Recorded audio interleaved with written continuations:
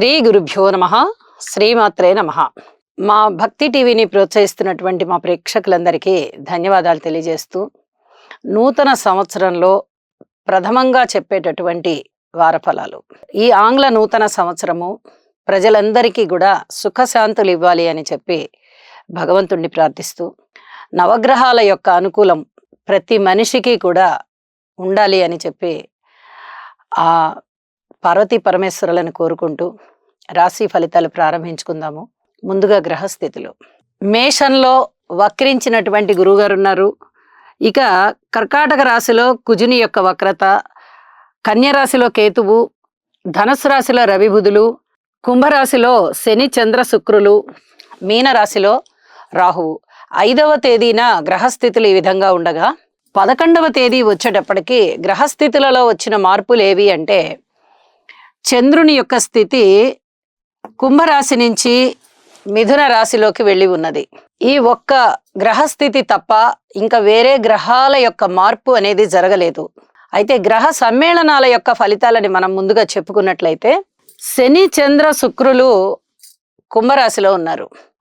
ఈ శుక్ర చంద్రుల యొక్క ఫలితము మనకి లలిత కళలలో అభివృద్ధిని ఇస్తోంది, చక్కటి మానసిక ఉల్లాసాన్ని ఇస్తోంది.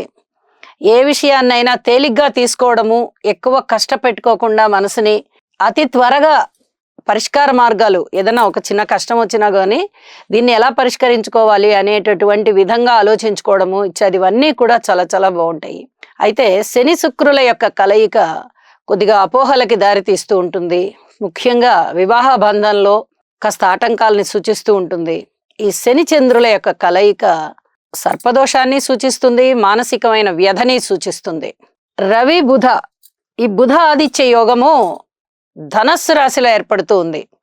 ఇది చాలా అద్భుతమైనటువంటి కలయిక. మనం ఎప్పుడు చెప్పుకుంటూ ఉంటాము, ఎందుకంటే తరచూ 2 గ్రహాలు కలుస్తూ ఉంటాయి. అవి 2 ఏమిటి అంటే రవి బుధులే.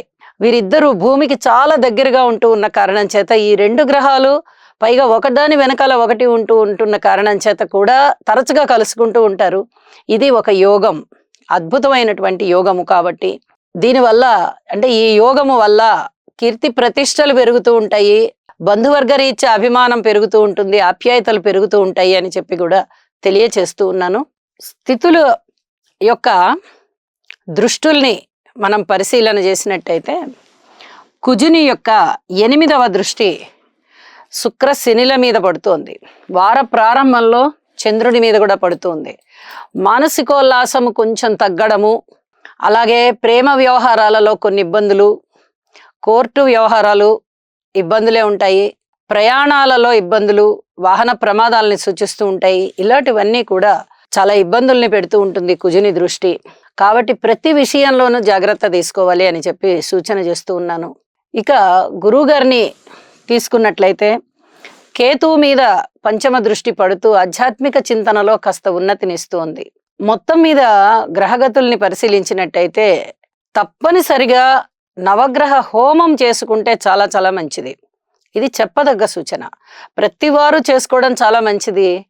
ఒకవేళ కుదరని పక్షంలో నవగ్రహాల యొక్క స్తోత్రాలు మటుకు తప్పనిసరిగా చదవండి.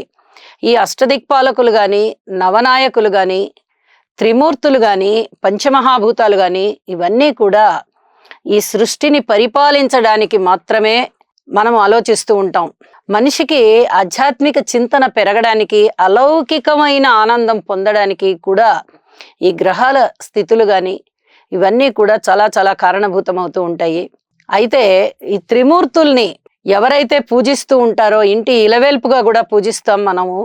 ఈ రకమైనటువంటి పూజలు, ఈ రకమైనటువంటి ముడుపులు కట్టుకోవడము, ఇలాంటివన్నీ కూడా మనిషి యొక్క ఉన్నతికి, మానసికమైనటువంటి ప్రశాంతతకి దారితీస్తాయి. కాబట్టి ఎవరికి ఏ స్తోత్ర పారాయణలు వీలైతే అవి చేసుకోవాలి అని చెప్పి మరీ సూచన చేస్తూ ఉన్నాను.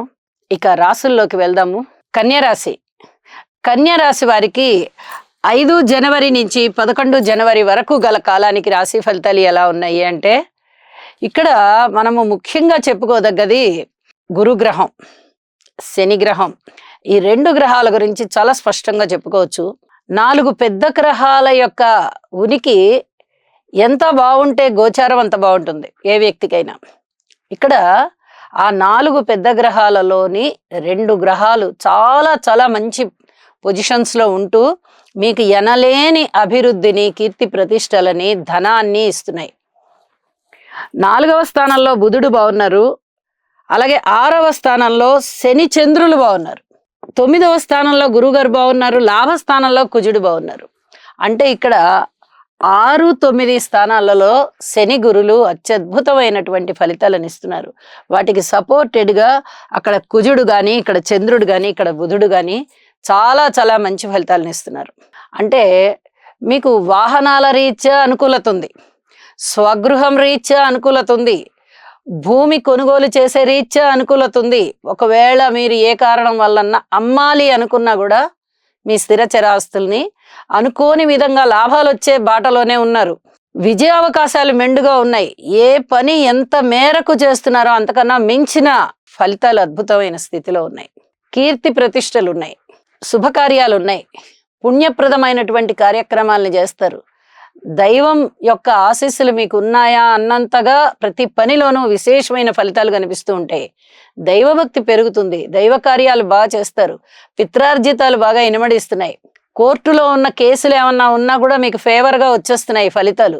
అనేక విధాల అనుకూలతలు ఉన్నాయి. భార్యాభర్తల మధ్యన మటుకు చాలా జాగ్రత్తగా ఉండండి. పబ్లిక్ రిలేషన్ విషయంలో జాగ్రత్తగా ఉండండి. రాజకీయ నాయకుల విషయంలో జాగ్రత్తగా ఉండండి. ఆరోగ్య విషయంలో చిన్నపాటి జాగ్రత్తలు తీసుకోండి. ఇవి చెప్పదగిన సూచనలు అని చెప్పి తెలియజేస్తున్నాను. విద్యార్థులు బాగున్నారు, సంతాన రీత్యా బాగుంది, ప్రయాణాల రీత్యా కొంచెం జాగ్రత్తగా ఉండాలి. కార్మికులు, కర్షకులు, నేత పనివారు, చేతి వృత్తుల వారు ఇత్యాది వారందరూ బాగున్నారు. ఉద్యోగ రీత్యా బాగుంది, ఉన్నతి ఉంది, అనేక విధాలా బాగుంది. మరి వారాంతంలోకి వెళ్ళేటప్పటికి చంద్రుని యొక్క స్థితి 10వ స్థానంలో ఉండి ఉద్యోగంలో ఉన్నతిని చాలా స్పష్టంగా సూచిస్తూ ఉన్నది. రాహు యొక్క స్తోత్ర పారాయణాలు చేయండి, దుర్గామ్మవారి యొక్క స్తోత్ర పారాయణాలు చేయండి. మరింత మానసికమైనటువంటి శాంతిని పొందండి, ఇంకా ఇంకా అభివృద్ధిని పొందండి. శుభం. శని గ్రహం యొక్క అనుకూలత కొరకు నీలాంజన సమాభాసం రవిపుత్రం యమాగ్రజం ఛాయామార్తాండ సంభూతం తం నమామి శనైశ్చరం.